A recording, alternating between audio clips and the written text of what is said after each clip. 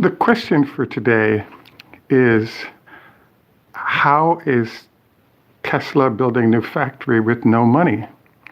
And the answer is, it's free. This is Greg for Teslafaninsight. Thanks once again for joining us. If this is your first time, welcome. If you're a repeat visitor, welcome back. We've had an interesting question that's been lurking for the last several weeks that we'll address in this show. And that question is, how is Tesla able to build a factory in Germany if in fact they have no money? And the answer is, it's a free factory. And so we're going to get into how those details work and why. We wanted to first thank our Patreon supporters as well as our subscribers. If you enjoy the show, please like and subscribe. It makes a huge difference in terms of the viability of the channel. So there's been a puzzling mystery sitting on the table for the last several weeks, and that is that there was there's an interesting situation going on, which is that Tesla is in a very tight position despite how great the stock has been doing recently. And what that tight position is that there's something called loan covenants. And so what happens in a loan covenant process is, in essence, in this case, the $10 billion or so in loans that Tesla has certain rules in terms of how Tesla is allowed to operate with those loans. And so we end up in a very interesting situation, which is that Tesla needs to continue to grow. It needs to either get loans or issue stock to pay for what it needs to do to grow. But the amount of loans they've already taken also place limits on any new debt that they could take on. So what this resulted in then is some very interesting details came out on the deal that allowed Tesla to create Giga 3 in Shanghai. Number one, the $500 million that Tesla put up initially was actually what's called a bridge loan. So basically, Tesla bought or got a loan for $500 million that was secured by the land under the current factory. And that money was loaned to them, in essence, by the Chinese government. So what just came out is that Tesla just got a $1.6 billion loan, which includes $323 million as a revolving credit line. And then the remainder is actually a loan for growing operations in China. And of that remaining, let's say $1.2 billion, it's actually more than that, as you can tell. It turns out that that money is actually $500 million of it was designated to pay off the initial bridge loan that was given to the initial bridge loan for which Tesla used to purchase the land. So in essence, what Tesla owes is what's called a sale leaseback payment. So basically, they owe $323 million in 2022, and then there'll be subsequent payments afterwards. But in essence, Giga 3 was free to Tesla, other than, goodwill, etc. So we found the structure of the Chinese deal was really interesting because it accomplished many things. Number one, Tesla was able to grow. Number two, they didn't violate their loan covenants. So all that lending that it took to build that factory, in excess of probably $7 billion now, especially with the latest loan, all of that money was arranged by the Chinese government through its banks to bring Tesla to China. And so this is an example of what's called OPM, or other people's money. So what's fascinating to us then is, as we entered Germany, well, we were convinced that Germany would not happen because of the great deal that China had given to Tesla, and that there was no way that Germany would go for a similar deal. And lo and behold, they did. So let us. So in the case of Germany, just a few details that one should be aware of. Tesla's actually going to build a similarly sized plant to the one they have in China, in theory capable of 500,000 vehicles per annum. And so that sort of totally makes sense. So for that size factory, the raw cost of everything was perfect. Beyond that is about $5 billion. The issue, though, that comes up right now is if you look at the photos, there's absolutely nothing there. It's the middle of nowhere. So typically, factories need certain things. For example, a rail link, there's none. Roads, none. Buildings, none. A bunch of trees is what you'll see there. And so there's a long list of what this location does not have. But it's a fascinating circumstance because there's zero there.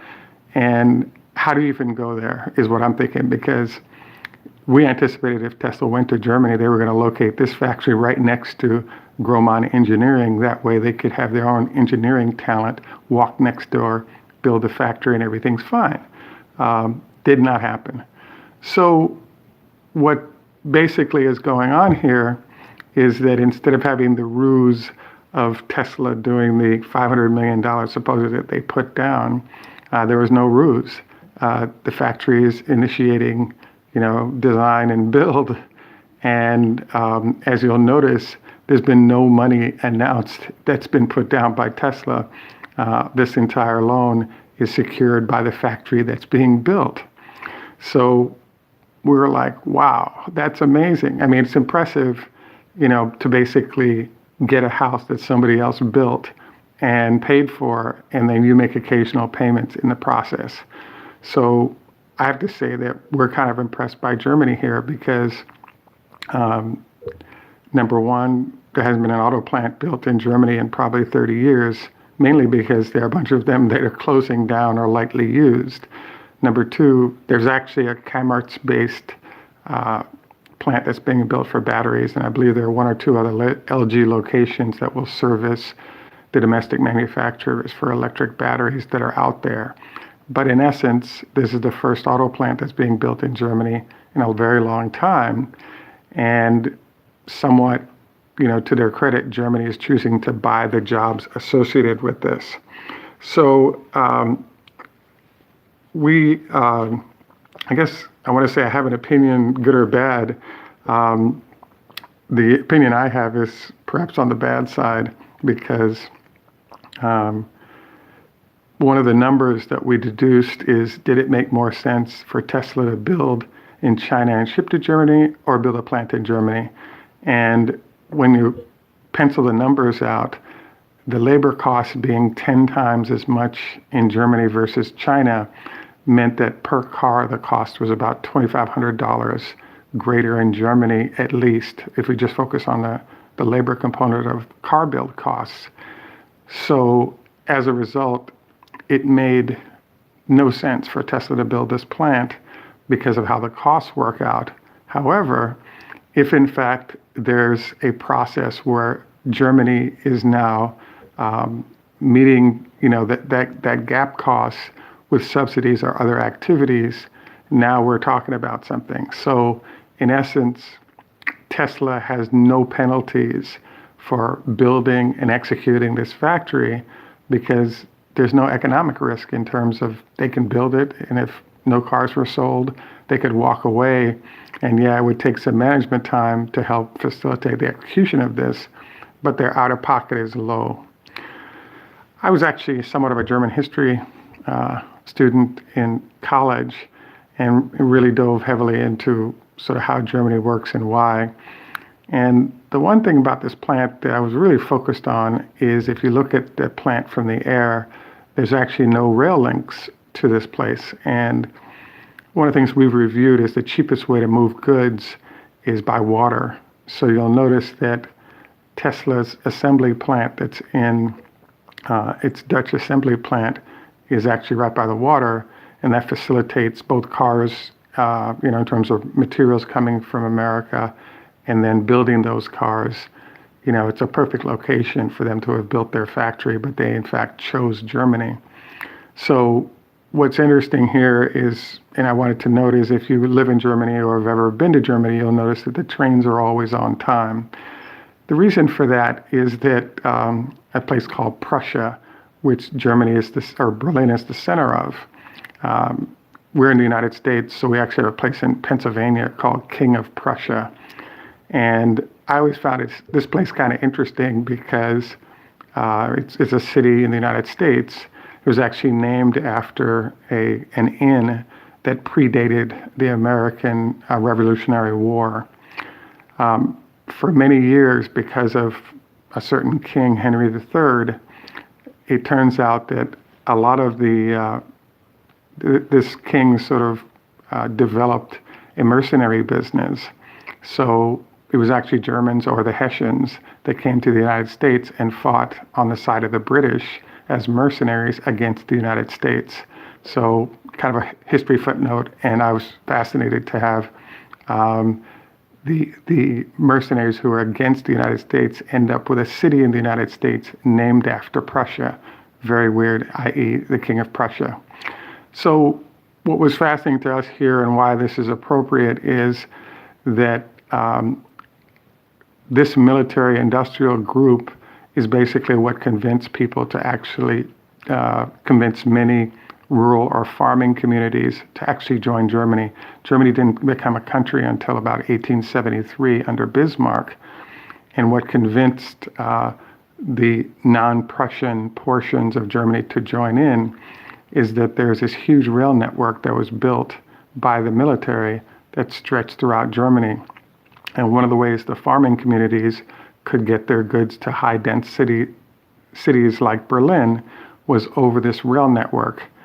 Even today, you'll notice that German trains are on time because many of the people who structured / ran the train network in Germany were actually former military officers. So yes, pünktlich is the word, and it means punctual. And so German trains are on time, in line with a military punctuality, if you will. So again, in this case, the way goods are going to move in and out of that German factory is actually by train.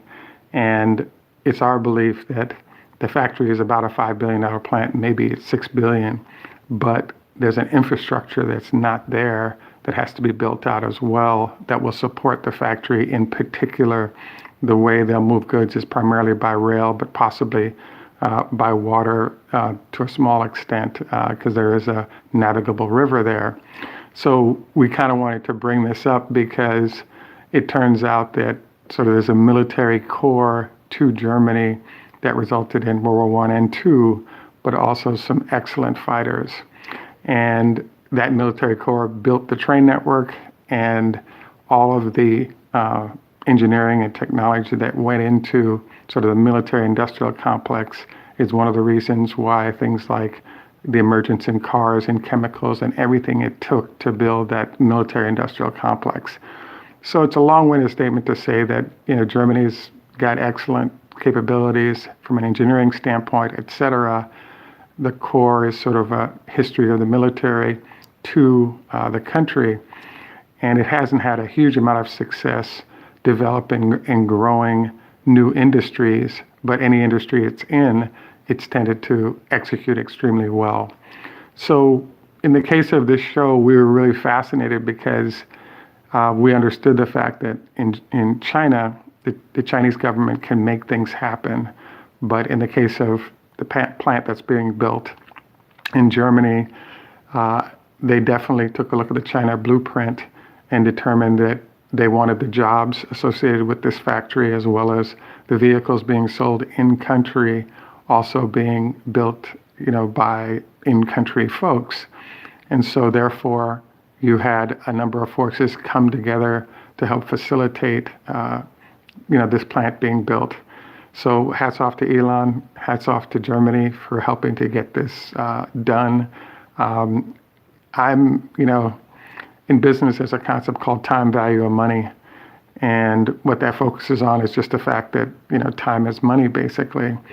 And I still have to say, even though they're getting a sweetheart deal from Germany to get this factory built, and Elon didn't have to pay anything and can simply start producing and make payments, be it payments made by employees with taxes or, other ways in which they benefit, there's still something called the 1-to-7 rule, which Tesla will definitely benefit the country in which for every job you have in the auto industry, there's a parallel 7 jobs that goes with it. So one of the easy calculations as this factory is built and finished is simply note the number of people that are hired, multiply it by 7, and that's the real economic impact on the area that was being targeted. And then the other thing is, and I was sort of intrigued by the location they chose in terms of how bad it was, but from our perspective looking in, it's horrible in terms of logistics.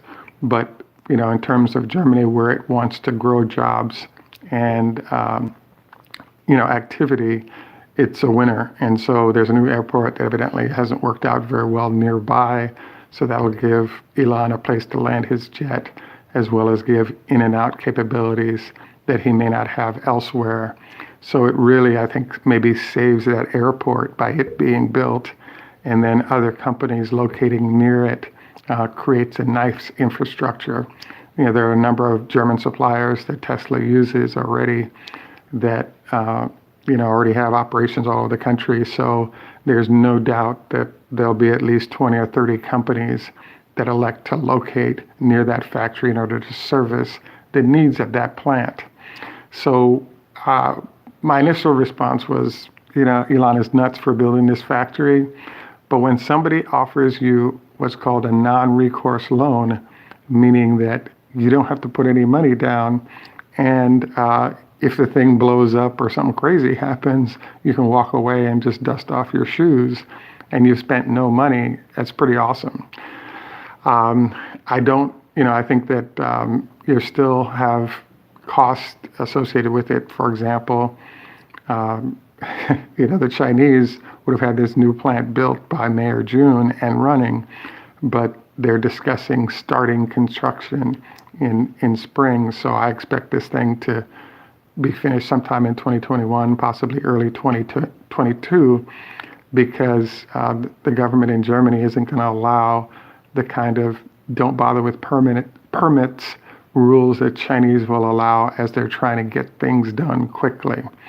So we thought this whole situation was fascinating and therefore wanted to review it because it didn't make any sense at all that this plant would get built and that Tesla was able to do it. And the only way they can do it is if they don't violate their current loan covenants, hence the process that I just discussed. Germany is one of my favorite countries to study and understand, and I speak some German, as you know. One other data point I wanted to put in is that, I don't know if you know this, but one of the reasons why Germany lost World War II was love. It turns out that General Rommel, who was in charge of defense of France, his wife's birthday was on June 6th. And so he drove the 2 days from Paris to Berlin to be with her. And he started driving back to Paris after he got the phone call early in the morning on June 6th that the invasion was on. The reason why his presence was such a huge deal in terms of not being there is that there was actually a flanking move made by the Allies to attack in Calais, being led by General Patton. And it turns out that most of the German leadership, with Hitler's guidance, had swung up to Calais to direct the repelling of the attack at that point. And then what that left was Rommel to sort of be the commander in Paris, guiding from a very high level, but he drove back to Berlin.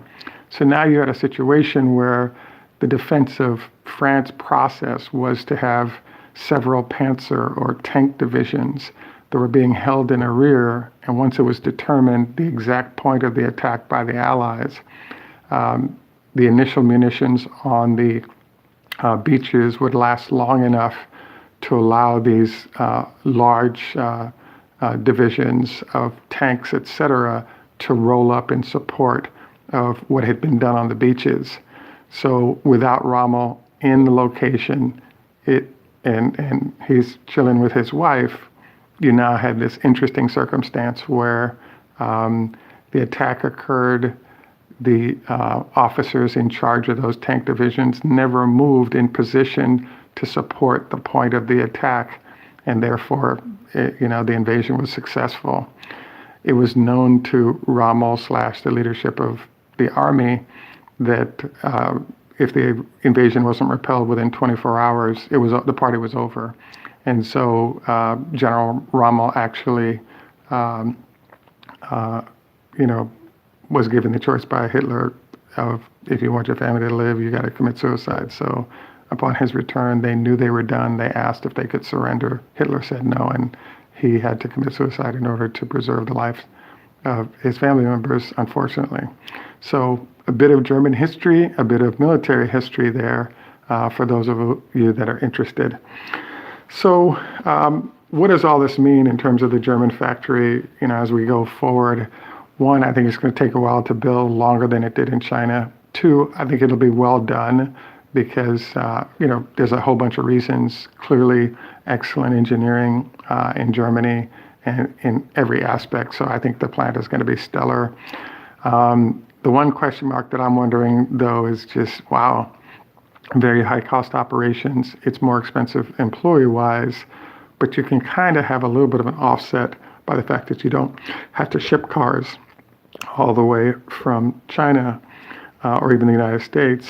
But, you also get perhaps some tariff relief or import duty relief from the EU. So in theory, as you kind of work out the numbers, in general, it kind of works. But I also think that now you're not going to have hesitancy by Germans who might be working in the auto industry to purchasing Teslas based on the fact that Tesla's contributing to the development of the country in the way that it is. So, I think that's awesome. We're at our 20-minute mark right now, and if you guys have any questions, we're happy to respond. I saw Brother Donovan out there, and would love to field any questions or input that you might have in this portion. Any rate, wanted to go through our brief list of health tips that we usually do. Don't forget, don't go to bed within 2 hours of eating, preferably 4 hours. Also, don't forget 25 leg lifts per leg on a daily basis. What if they just made it roadster at that plant? Was a question from Roger.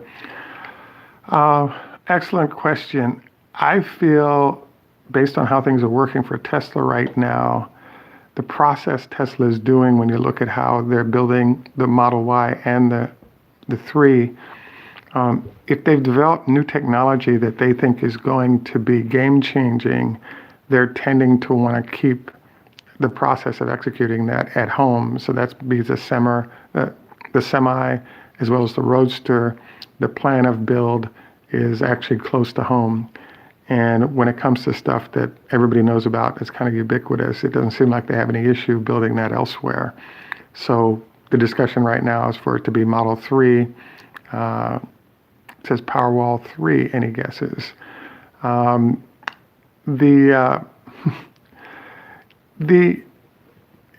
comment that was just made about Powerwall 3, any guesses on it, because there's a Powerwall 2. The problem right now is that Tesla has its hands full with the number of things it's doing, i.e. building new factories and then new cars that they're trying to get out there. We actually, in our next show, we're actually doing a show on the Cybertruck, and our thesis is that the truck's going to be a year late, and we have a bunch of reasons for that. But part of those reasons is the fact that the number of people in line for the truck is bananas, and until Tesla pays down some of this debt, you still have some of the loan covenant problems we just talked about.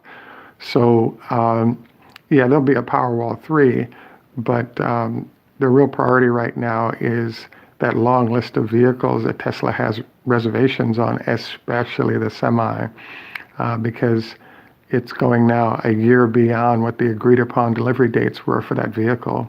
And so I think that on the energy side, there will be progress. And the other thing I think is interesting about Powerwall 3 is that if you want that, you could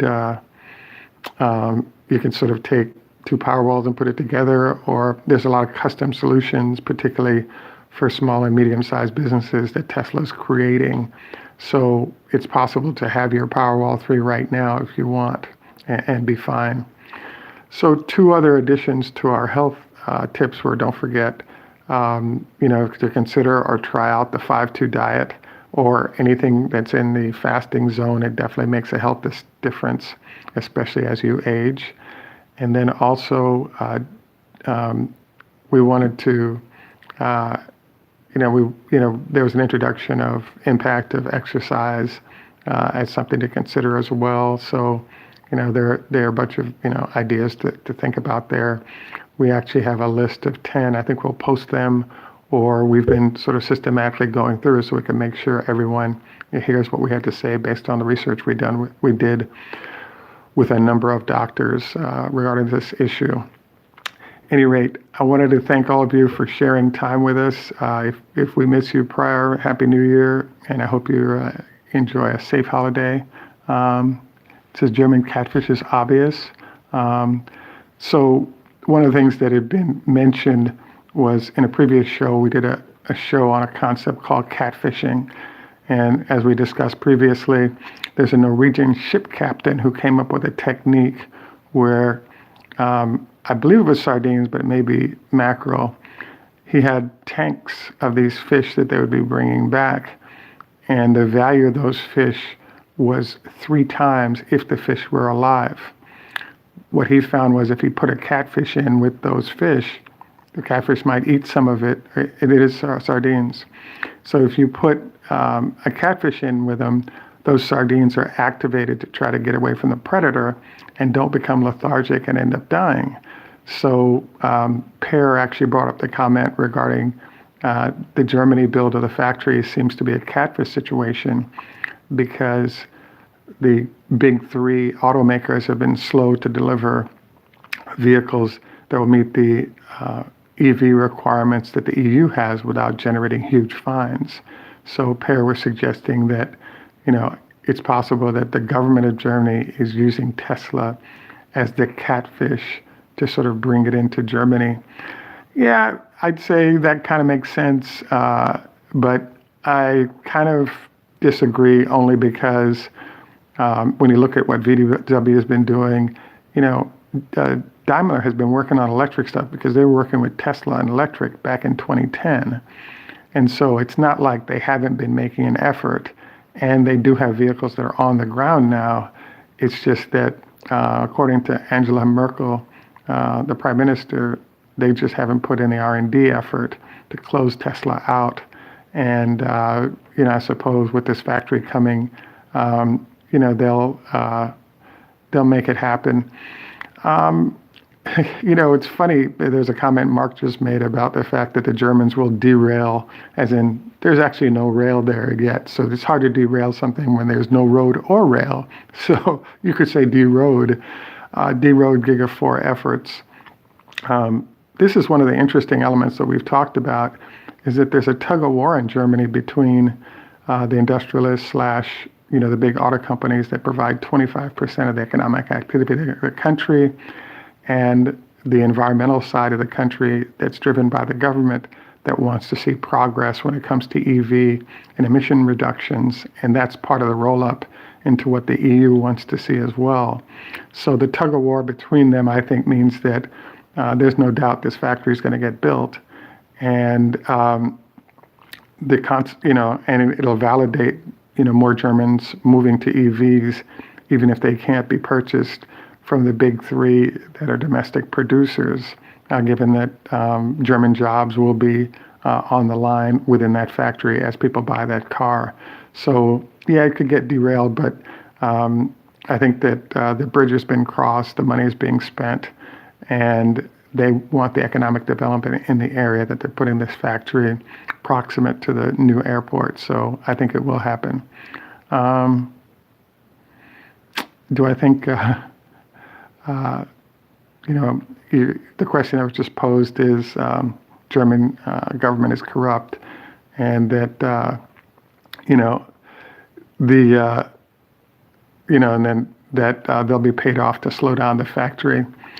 Yeah, you could argue that, but the problem with that argument is that if that was the case, the factory wouldn't have been starting the design portion right now, and the deal wouldn't have been signed. Again, take a note of the fact that there's no listing of how much Elon / the folks have put in. So it's an interesting circumstance.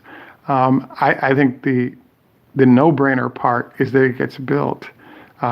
Where the party really starts is, will those cars get treated like the way the Chinese are treating Teslas, in terms of having subsidies that incentivize people to purchase them over purchasing ICE vehicles? Stuff like that, I think, is where they can play around a little bit. But it'll definitely get built.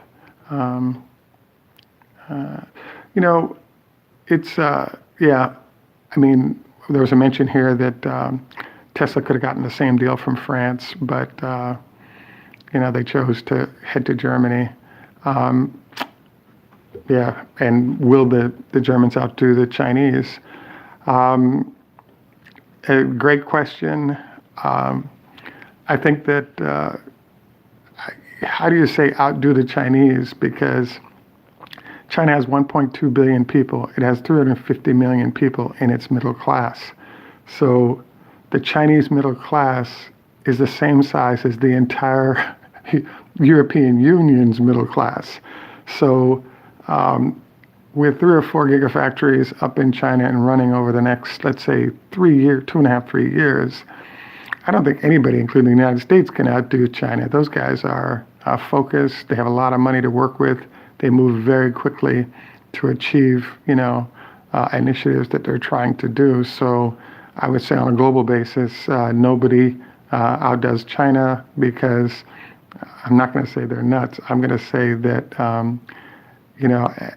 the better way to describe it is that we had several experts on the building of factories for autos that said there's no way a plant can be built in less than 2 years. Not only is the plant built in China, but it's operating after 9 months to build and distribute vehicles. So if you think Germany can outdo them in this regard, I'd say that ain't going to happen, but it's possible.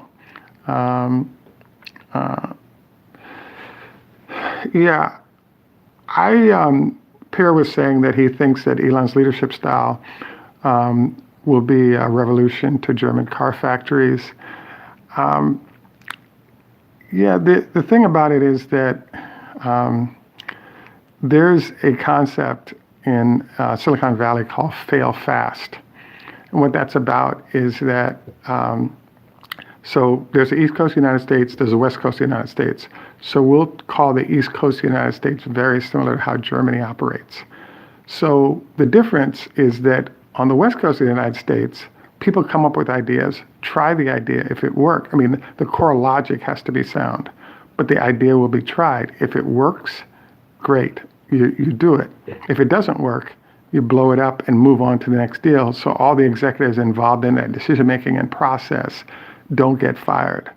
On the East Coast of the United States, people are very fearful of taking risks. And so as a result, the goal is to keep refining what you're going to do to the point where it'll be a winner. But the problem is that you lose time to market. So it's an interesting, fascinating situation, because you have these two differences in process. And so I think Germany rolls more like the East Coast, where things move more slowly. But you also have an interesting circumstance where, there's a lot of jobs, a lot of people's lives at risk, so people don't move quickly to make calls. They're very carefully reviewed and decided. And so we've actually talked about this before. Other than SAP, there is no generative companies that become global brands that happen on a regular basis, as we see going on in Silicon Valley. So, I think it's interesting. One last note I'll make is, I don't know if you've read about what the goings on at Siemens, but the chairman of Siemens thinks that the current chairman, who's on his way out, chairman and CEO, thinks Elon Musk is a pot-smoking nutcase. The inbound CEO designate met with Elon and had a really good conversation looking at ways in which Siemens could expand the number of elements of Tesla's cars that they already do business on. So, I think there's a shift in German attitude and practice and policy that's illustrated by this. And so it's an interesting circumstance. At any rate, once again, wanted to thank all of you. My German phrase of the day. So I have this friend of mine from high school who has a theory, and the theory is if you know 300 words in any language, you can kind of, be dumb in a language, but you kind of know how it sounds. So I have a German phrase that I learned, which goes, "Wie geht's, verstehe ich noch immer aus zwei Beinen." And it basically is sort of a slang term in Germany for, how you're standing on 2 feet. And so the goal here is how many words can you put together in Germany, and then French, et cetera, that might go all together. So at any rate, we're going to sign off at this point. Definitely appreciate all of you taking time to chat. We'll post further comments at the end of the show. In Germany, we say Tschüss, mach's gut. In French, au revoir. Lehitraot, Hebrew. Choda Hafez, Farsi. Zdravstvuyte, hello in Russian. Ni hao ma, hello in Chinese. Have a great day. Bye for now. And we very much look forward to our next conversation. We're going to look at Cybertruck delay issues.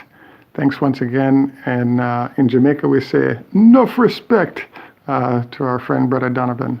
Thanks and have a great day.